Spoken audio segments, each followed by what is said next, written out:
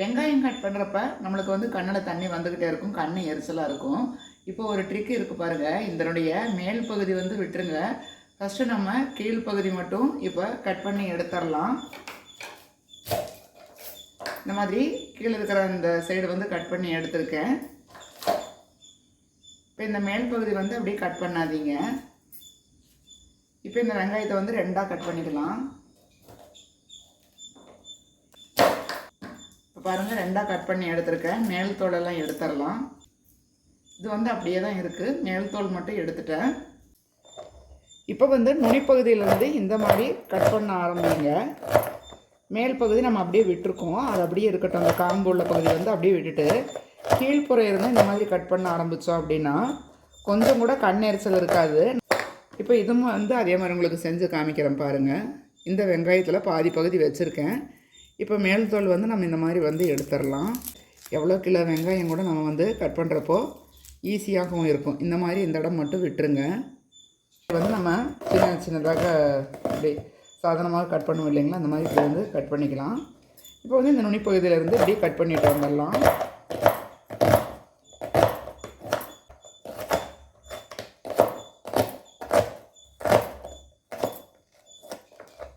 கடைசியாக உள்ள இந்த பகுதி மட்டும் அப்படியே வந்து நம்ம தூக்கி வீசிட வேண்டியது தான். நம்ம காய்கறி கட் பண்ணுறப்ப இந்த இடங்களில் பார்த்திங்கன்னா இந்த மாதிரி அழுக்கு மாதிரி சேர்ந்துருக்கும். இது என்ன தான் நம்ம ப்ரஷ் போட்டு கழுவுனாலும் கூட நம்மளுக்கு போகாது. இது எப்படி ஈஸியாக நம்ம கழுவுனா போகும் அப்படிங்கிறது இப்போ பார்க்கலாம்.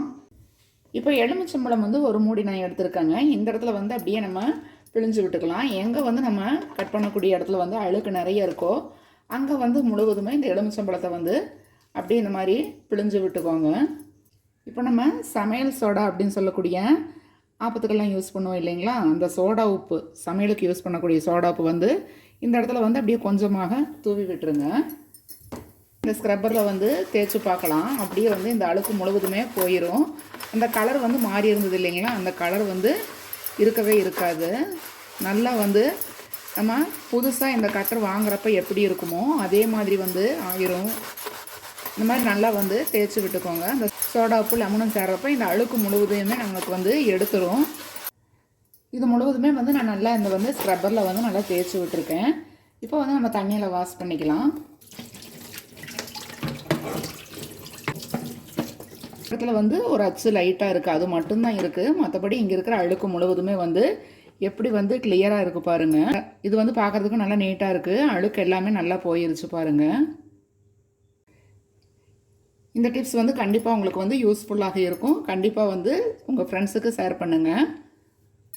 இப்போ நம்ம அடுப்பு கட்டை வேலை செய்கிறப்போ பாருங்கள், இந்த மாதிரி வந்து எண்ணெய் கொஞ்சமாக இது திடீர்னு சிந்திருச்சு அப்படின்னா இது வந்து இந்த எண்ணெயை வந்து நம்ம துடைக்கிறது ரொம்ப கஷ்டம் நம்மளுக்கு. அப்படியே வந்து எண்ணெய் பிசுக்கு இருந்துக்கிட்டே இருக்கும்.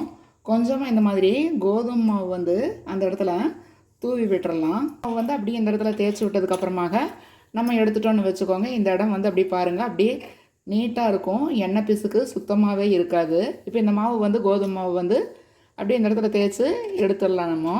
இப்போ நம்ம ஹேண்ட் வாஷ் எல்லாம் யூஸ் பண்ணுறப்போ இப்படி வந்து நம்ம ப்ரெஸ் பண்ணணும் அப்படின்னா நிறைய வருது பாருங்கள். இந்த மாதிரி வராமல் இருக்கணும், கொஞ்சமாக வந்தால் போதும் அப்படின்னா ஈஸி ட்ரிக் ஒன்று இருக்குது. இப்போ பாருங்கள், நம்ம ஹேர் பேண்டு தலைக்கெல்லாம் யூஸ் பண்ணுவோம் இல்லைங்களா, அந்த ஹேர் பேண்டு வந்து இதில் வந்து இப்போ போட்டு விட்டுறலாம். பேண்டு வந்து நம்ம இதில் வந்து உள்ளுக்குள்ளே நுழைச்சி இந்த மாதிரி போட்டு விட்டுட்டோம் அப்படின்னா இந்த இடத்துல வந்து டைட் ஆயிரும். இந்த மாதிரி போட்டு விட்டுக்கோங்க. இப்போ நம்ம ப்ரெஸ் பண்ணுறப்ப கொஞ்சமாக தான் லிக்விட் வந்து நம்மளுக்கு வரும் பாருங்கள். பாருங்கள், இவ்வளோ தான், ஒரு சொட்டு தான் விழுந்திருக்கு. அப்படியே வந்து எவ்வளோ வந்தது பண்ணுறப்போ உங்களுக்கு அளவாக தான் வந்து லிக்விட் விழுகும். நம்மளுக்கு வேஸ்ட்டும் ஆகாது. கண்டிப்பாக ட்ரை பண்ணி பாருங்கள். இந்த டிப்ஸு கண்டிப்பாக உங்களுக்கு பிடிச்சிருக்கும். உங்கள் ஃப்ரெண்ட்ஸுக்கும் ஷேர் பண்ணுங்கள். கடலை மாவு வாங்கி உங்களுக்கு கடலை மாவு வாங்கின உடனேவே ஸ்டோர் பண்ண முடியல, வண்டு எல்லாம் விழுந்துருச்சு அப்படின்னு ஃபீல் பண்ணாதீங்க. இந்த மாதிரி ஒரு வானிலையில் வந்து கடலை மாவு வந்து சேர்த்திக்கலாம். அதுக்கப்புறம் இந்த கடலை மாவு வந்து ஒரு 5 நிமிஷம் அப்படியே அடுப்பு சிம்மில் வச்சுட்டு வறுத்துக்கலாங்க. அதுக்கப்புறம் சூடு ஆறுனதுக்கப்புறமாக நம்ம ஒரு ஏர்டைட் கண்டெய்னரில் வந்து இந்த கடலை மாவு வந்து போட்டு வச்சுக்கலாம். அடுப்பு வந்து சிம்மில் வச்சு தான் வறுக்கணும். ஒரு 5 நிமிஷம் வறுத்தா போதுங்க. இது வறுத்து முடிச்சதுக்கப்புறமாக சூடு ஆறட்டும். அதுக்கப்புறமாக நம்ம வந்து ஒரு ஏர்டைட் பாக்ஸில் நீங்கள் சாதாரணமாக எப்படி வந்து கடலை மாவு டப்பாக்களில் போட்டு வைப்பீங்களோ அந்த மாதிரி வந்து நீங்கள் போட்டு வச்சுக்கோங்க. இது வந்து 1 மாதம் 2 மாதம் ஆனாலும் உங்களுக்கு வந்து வண்டு எதுவுமே விழுகாது. ஏன்னா நம்ம வந்து இது வந்து அடுப்பில் வச்சு வறுத்து எடுத்துருக்கோம். அதனால் வந்து நீங்கள் பயப்படவே வேண்டியதில்லை. என்னுடைய சேனல் சப்ஸ்கிரைப் பண்ணிட்டீங்கன்னா உங்களுக்கு யூஸ்ஃபுல் டிப்ஸ் நிறைய இருக்குங்க. குக்கிங் ஐட்டம் எல்லாமே இருக்குது. அது மட்டும் இல்லாமல் கிராஃப்ட்டு, ஆர்ட்டு அப்படின்னு சொல்லிட்டு நிறைய உங்களுக்கு யூஸ்ஃபுல்லாக இருக்கும். கண்டிப்பாக உங்கள் ஃப்ரெண்ட்ஸுக்கு ஷேர் பண்ணுங்கள். கருவேப்பிலை உங்களுக்கு நிறைய கிடைக்கிறப்போ இந்த மாதிரி வந்து ஸ்டோர் பண்ணி வச்சுக்கோங்க. ஒரு சில சமயங்களில் கடைகளில் வந்து நம்மளுக்கு கருவேப்பிலை நிறைய கொடுப்பாங்க ஏதாவது பொருள் வாங்குறப்ப. இல்லை சீசனில் கூட நம்மளுக்கு வந்து கருவேப்பிலைகள் நிறைய கிடைக்கும். அந்த மாதிரி கிடைக்கிறப்போ கருவேப்பிலைகள் வந்து நல்லா தண்ணியில் இந்த மாதிரி 2-3 தடவை அலசிட்டு அதுக்கப்புறமாக ஒரு துணியில் வந்து நிழல்லையே காய வச்சுக்கோங்க. ஒரு 2-3 நாள் வந்து காஞ்சாலே நல்லா காஞ்சிரும். வெயிலில் வைக்கக்கூடாது. நிழல்லையே காய வச்சோம் அப்படின்னா அதில் உள்ள சத்து வந்து அப்படியே இருக்கும். இப்போ ஒரு 3-4 நாள் வந்து நான் காய வச்சுருக்கேன் பாருங்கள். நல்லா வந்து அப்படியே மொறுமொறுன்னு ஆயிடுச்சு கருவேப்பிலை. இதை வந்து மிக்ஸி ஜாரில் வந்து நம்ம நைஸாக வந்து ரன் பண்ணி எடுத்து வச்சுக்கலாம். இப்போ நம்மளுக்கு கருவேப்பிலை கிடைக்காதப்போ போய் வாங்கிட்டு வர ஆள் இருக்க மாட்டாங்க. ஒரு சில சமயங்களில் நம்மளுக்கு டைம் இருக்காது.